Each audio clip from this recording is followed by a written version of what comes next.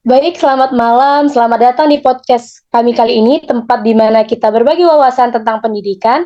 Saya Indoctavia, senang sekali bisa menjadi host dalam episode kali ini.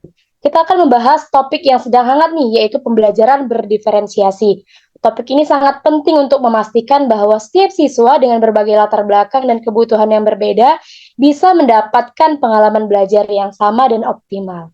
Nah, untuk memperkaya diskusi kita hari ini, saya sudah mengundang 5 narasumber dari sekolah-sekolah yang berbeda yang menerapkan pembelajaran berdiferensiasi di kelas mereka ataupun kita meminta pendapat mereka bagaimana ada atau tidaknya pembelajaran berdiferensiasi di sekolah mereka. Mari kita kenalkan satu persatu.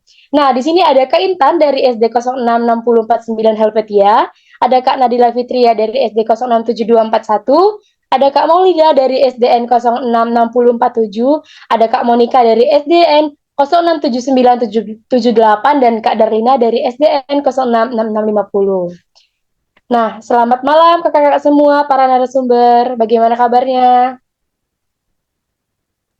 Selamat malam, kabar baik Kak. Baik. Baik. Nah, sebelum kita masuk nih lebih dalam, mungkin kita mulai dulu ya dengan mendefinisikan apa sih sebenarnya pembelajaran berdiferensiasi itu. Nah, bagi yang baru pertama kali dengar, pembelajaran berdiferensiasi adalah sebuah pendekatan di mana guru menyesuaikan materi, proses atau produk dan lingkungan pembelajaran sesuai dengan kebutuhan belajar individu siswa. Nah, bagaimana sih pembelajaran berdiferensiasi itu diterapkan di sekolah kakak-kakak masing-masing? Kita mulai yang pertama dengan Kak Intan ya, bisa dari SD 066049 Helvetia. Baiklah Kak Intan, saya persilahkan untuk waktunya. Baik, terima kasih atas waktunya kepada Kak Indah Octavia ya. Dari saya dari SD 066049 Helvetia, saya dasarnya dari observasi di kelas Pamong.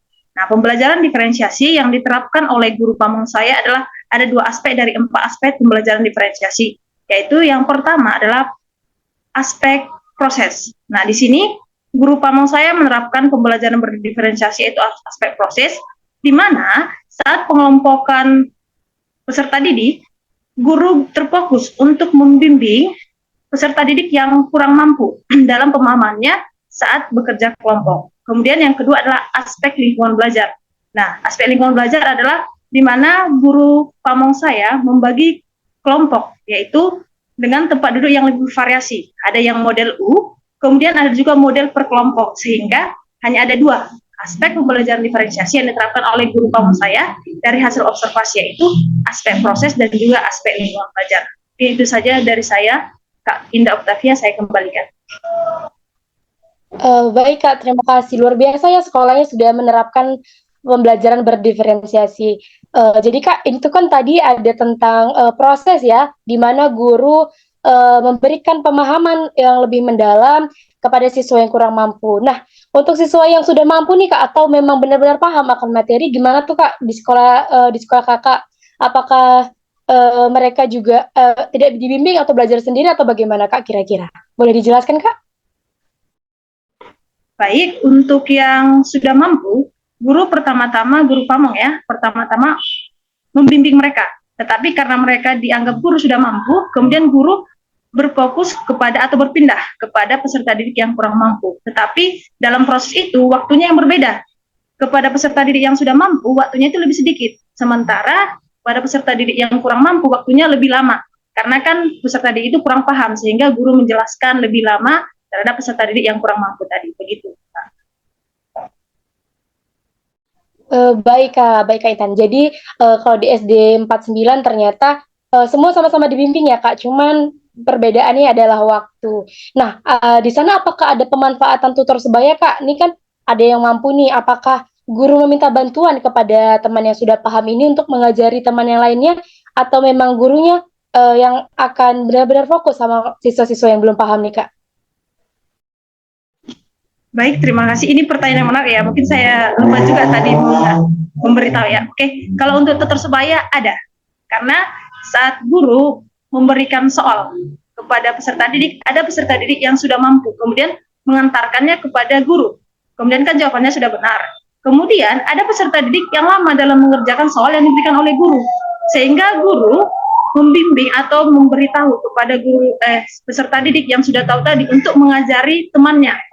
Karena kan kita tahu bahwa kalau teman yang mengajari mungkin lebih paham dibandingkan oleh guru, sehingga tutor sebaya sudah dilaksanakan oleh guru di dalam kelas. Seperti itu kan.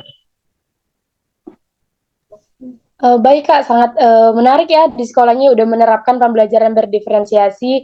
Jadi di sekolah Kak Intan ini sudah ada pembelajaran berdiferensiasi, yaitu ada dua aspek, yaitu proses dan lingkungan belajar. Terima kasih Kak Intan atas ilmunya pada malam hari ini. Kita lanjut ya ke narasumber yang kedua. Boleh nih Kak Nadila Fitria dari SD 41. Saya persilahkan untuk Kak Nadila. Baik, Kak Indah, terima kasih atas waktunya.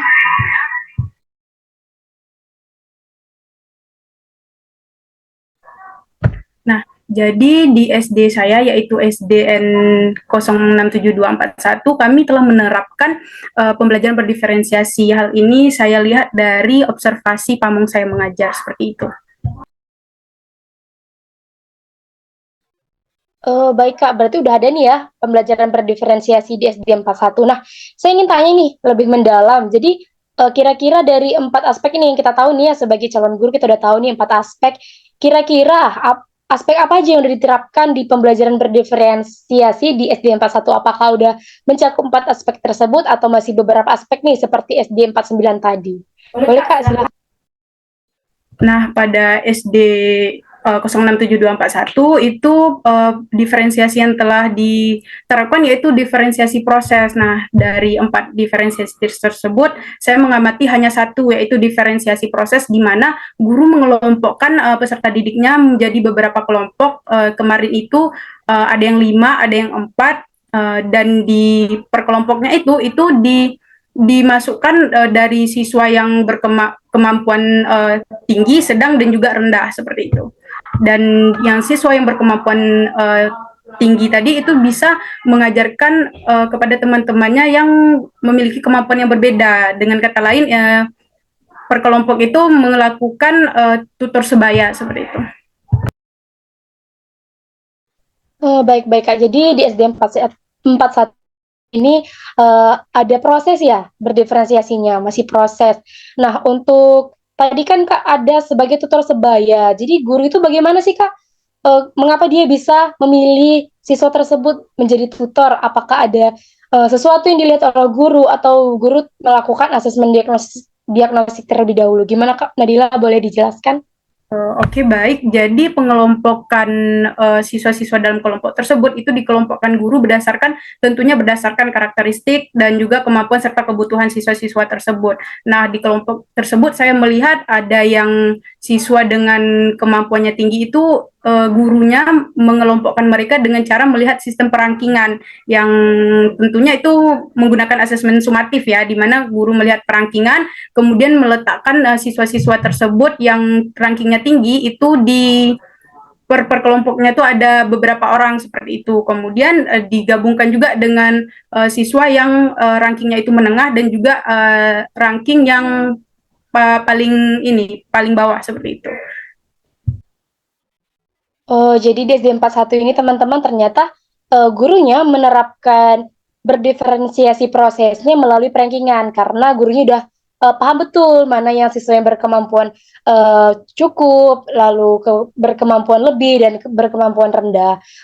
Mungkin itu ya penyampaian dari SD 41. Terima kasih banyak Kak Nadila telah menyampaikan ceritanya mengenai pembelajaran berdiferensiasi. Baiklah, selanjutnya saya persilahkan kepada Kak Maulida dari SD 47 mengenai pembelajaran berdiferensiasi di sekolahnya. Baik Kak, saya persilahkan. Ya, untuk di SDN 47 sudah menerapkan pembelajaran berdiferensiasi dengan adanya 4. Pertama itu konten, kedua proses, ketiga produk, dan keempatnya lingkungan. Kalau di konten seperti biasa materi, kemudian untuk di prosesnya itu biasanya dengan menerapkan gaya belajar. Mereka biasanya mengelompokkan gaya belajarnya itu yang seperti kinestetik, kemudian visual, kemudian yang terakhir itu gaya belajar audio visual. Kemudian untuk produknya hasil belajar, dan kemudian di lingkungan belajarnya terkadang belajarnya di kelas, terkadang juga di luar kelas, di lapangan sekolah. Seperti itu. Baik, terima kasih Kak Maulida. Sangat luar biasa ya, SD 47 ini sudah menerapkan 4 konsep dari pembelajaran Iya, berdiferensiasi. Nah, jadi Kak, untuk tadi kan ada nih, guru itu telah prosesnya sudah memetakan iya. peserta didik berdasarkan gaya belajarnya. Kira-kira gimana sih Kak, guru itu memetakan para peserta didik sesuai gaya belajarnya? Bisa diceritakan Kak gimana prosesnya gitu Kak? Boleh. Kemarin saya lihat pada pembelajaran ini ya tentang magnet untuk di kelas 4, guru itu memetakan gaya belajar siswanya, misalnya yang visual, dia buat kayak disuruh menggambar tentang magnet itu, magnet, batang, logam, kemudian yang untuk audio disuruh perdengarkan lagu gitu. Kemudian yang untuk kinestetik, karena mereka suka bergerak, mereka disuruh presentasi dengan magnet, dengan mempraktekkan benda-benda yang bisa ditarik magnet, misalnya sendok, kemudian besi, kemudian plastik, apa aja benda yang bisa ditarik magnet gitu. Oh, baik Kak, terima kasih Kak Maulida. Berarti di SD 47 ini mereka kayak diberikan beberapa penugasan sesuai dengan gaya belajar dan Iya benar. peserta bisa memilihnya gitu ya Kak ya? Iya benar. Ya benar. Baik Kak, terima kasih. Mungkin itu luar biasa ya Kak, dari SD 47 udah bisa menerapkan 4 konsepnya. Mungkin ada lagi yang ingin Kakak ceritakan lagi mengenai pembelajaran berdiferensiasi di sekolah Kakak? Kalau menurut saya sudah cukup. Sudah cukup. Baik Kak, terima kasih sangat luar biasa dari SD 47. Selanjutnya saya ingin mendengarkan cerita tentang pembelajaran berdiferensiasi dari Kak Monika dari SD 78. Silakan Kak Monika. Baik, terima kasih kepada Kak Indah Octavia. Sebelumnya saya Monika dari SD 06978. Sebelum memberitahu pembelajaran diferensiasi 4 aspek itu apa saja yang ada di sekolah saya, sebelumnya saya mau cerita dulu nih. Kan ketika kami mahasiswa PPG melakukan observasi di sekolah 78, kami masuk kelas itu mengira sudah melaksanakan semuanya pembelajaran diferensiasi. Seperti yang kita ketahui kan, kalau pembelajaran diferensiasi ini yaitu mengelompokkan para peserta didik sesuai dengan kemampuan awalnya.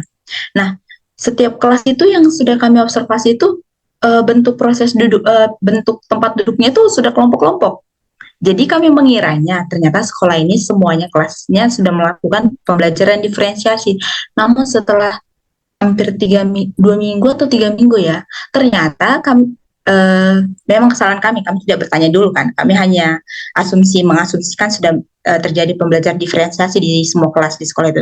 Namun ternyata setelah kami bertanya-tanya terhadap guru, itu mereka tidak melaksanakan pembelajaran diferensiasi, mereka hanya mengelompokkan peserta didik itu acak aja. Misalnya di kelas 2 itu dikelompokkan 4 meja itu mulai absen 1 sampai 6 di meja yang depan, absen 6 sampai 10 meja belakang. Ternyata salah pemahaman kami. Dan ternyata setelah kami tahu yang melakukan pembelajaran diferensiasi itu hanya di kelas 1. Di kelas 2 sampai kelas 6 itu memang bentuk tempat duduknya seperti mengelompokkan peserta didik, namun tidak dalam artian pembelajaran diferensiasi. Dan ya hasil akhirnya pembelajaran diferensiasi itu dilaksanakan di sekolah kami, namun hanya di satu kelas, yaitu di kelas 1. Dan mengapa hanya di kelas 1? Karena di sekolah itu yang gurunya telah melaksanakan PPG itu hanya di kelas 1, guru kelas 1. Itulah mengapa mungkin ya, karena guru-guru di sekolah itu kita bilang apa ya, sudah lanjut usia ya, tua, mungkin mereka tidak terlalu mengerti apa itu pembelajaran diferensiasi. Dan juga mungkin karena mereka tidak mengikuti PPG atau tidak tahu ya, mungkin mereka juga tidak paham apa itu pembelajaran diferensiasi.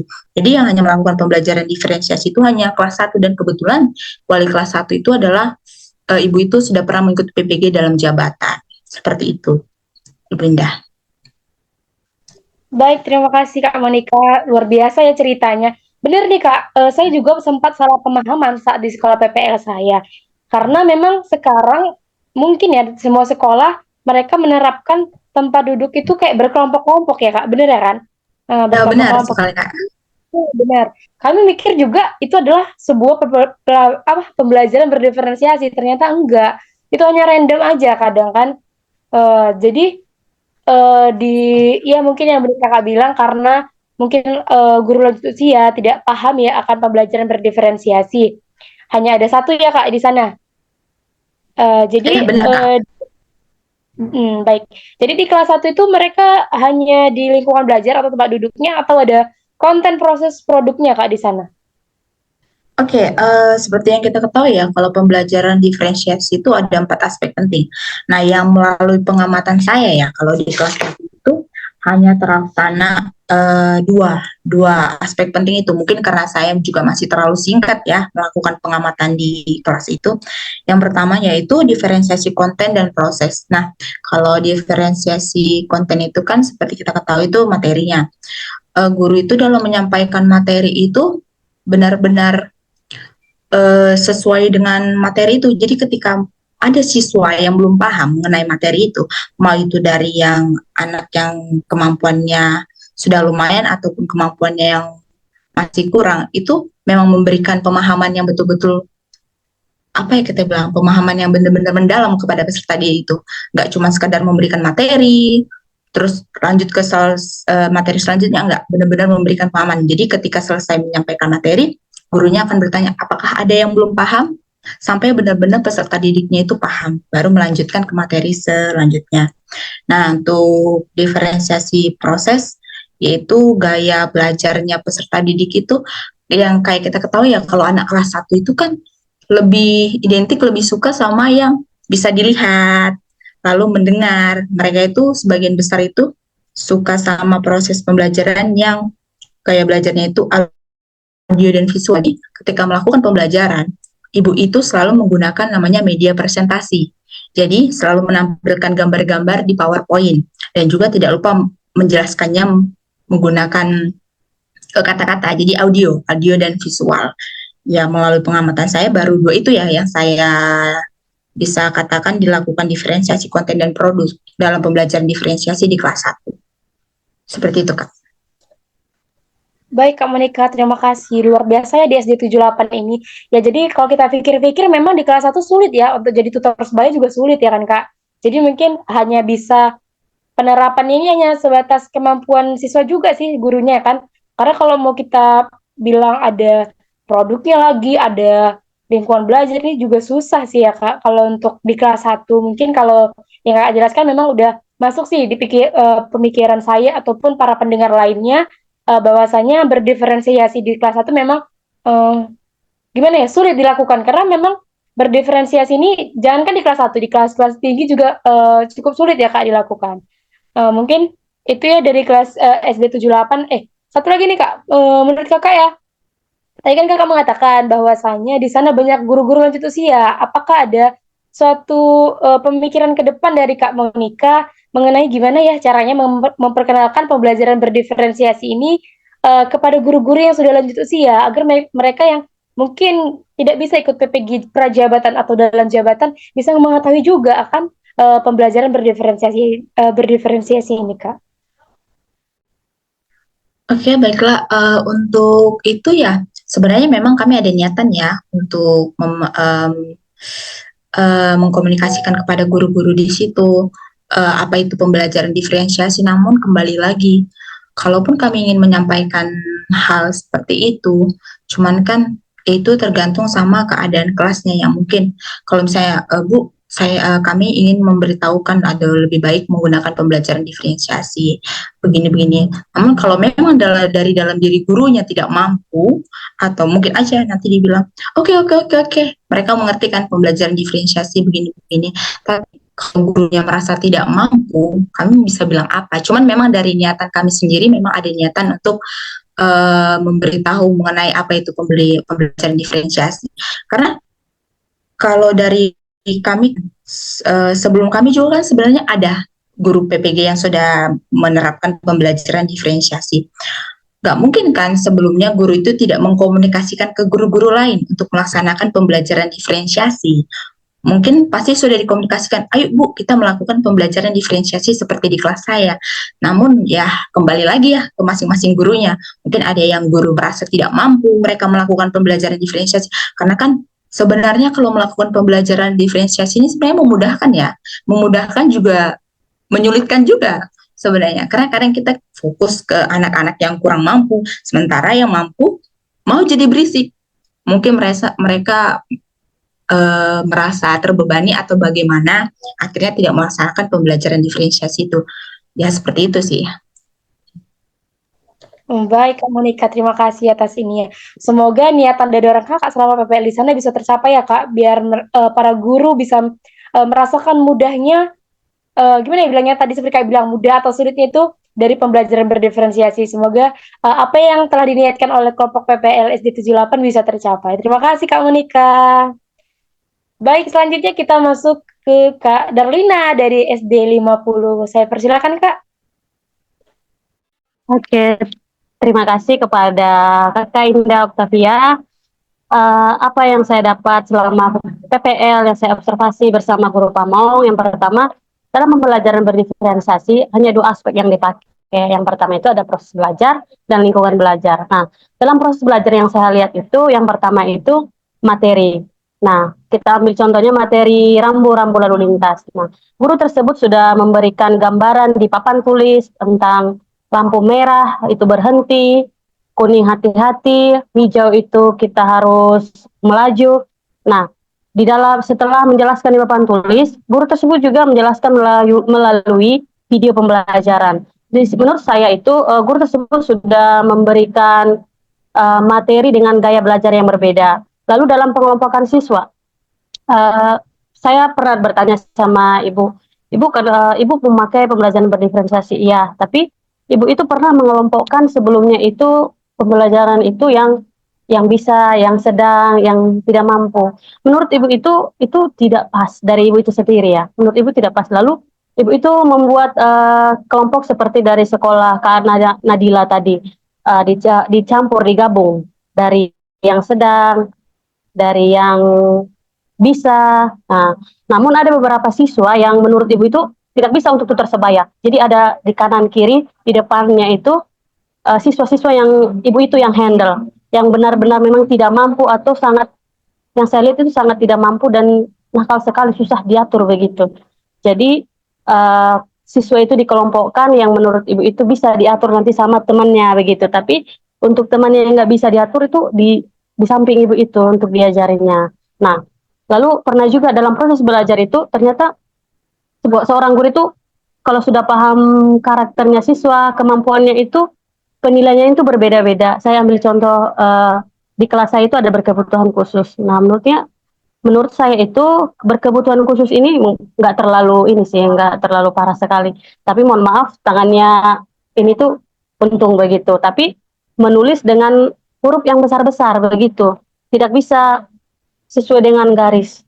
Nah, ketika disuruh menulis, ibu itu membenarkan apa yang dituliskan anak tersebut. Lalu dalam perhitungan matematika pernah saya lihat itu ibu guru menilai 49 tambah 14, 63. Tapi 6-nya itu terbalik, 3-nya itu juga terbalik. Tapi sama ibu itu tuh benar. Berarti setelah saya lihat penilaian ibu itu kayak, oh sebagai guru kayaknya kita harus tahu peserta didik itu kemampuannya di sini, tapi itu benar, bukan disalahkan. Kalau saya sendiri mungkin kalau sebagai guru itu saya langsung ini salah begitu. Saya benarkan 6-nya, 3-nya saya benarkan begitu. Tapi kalau ibu itu enggak dibenarkan.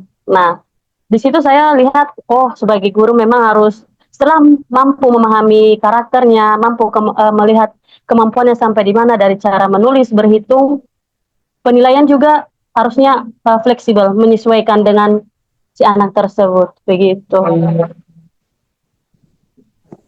Baik Kak Darlina, terima kasih sangat luar biasa ya dari SD 50 ini ternyata ada siswa yang memiliki kebutuhan, tetapi sebagai guru kita tetap harus memberikan apresiasi kepada peserta didik, jangan mematahkan semangatnya karena memang dia tidak sesuai kemampuannya. Jadi kalau kita sama ratakan dia dengan siswa yang lain tentu kalah ya Kak. Jadi kita memang harus apapun yang terjadi pada siswa kita tetap harus apresiasi dan kita lihatlah kemampuannya, begitu ya Kak. Baiklah teman-teman, mungkin podcast kita ataupun cerita kita mengenai pembelajaran berdiferensiasi yang sangat luar biasa ini dari beberapa sekolah, sangat luar biasa ya Kak malam ini. Mungkin yang dapat saya simpulkan berarti dari sebenarnya sekolah-sekolah kita ini sudah menerapkan pembelajaran berdiferensiasi, tetapi mungkin belum mencakup 4 aspek. Adapun sekolah yang sudah mencakup 4 aspek, mungkin kita ke depannya sebagai PPL di sekolah tersebut bisa menjadi teladan bagi guru-guru lainnya untuk bisa menerapkan pembelajaran berdiferensiasi di sekolah tersebut.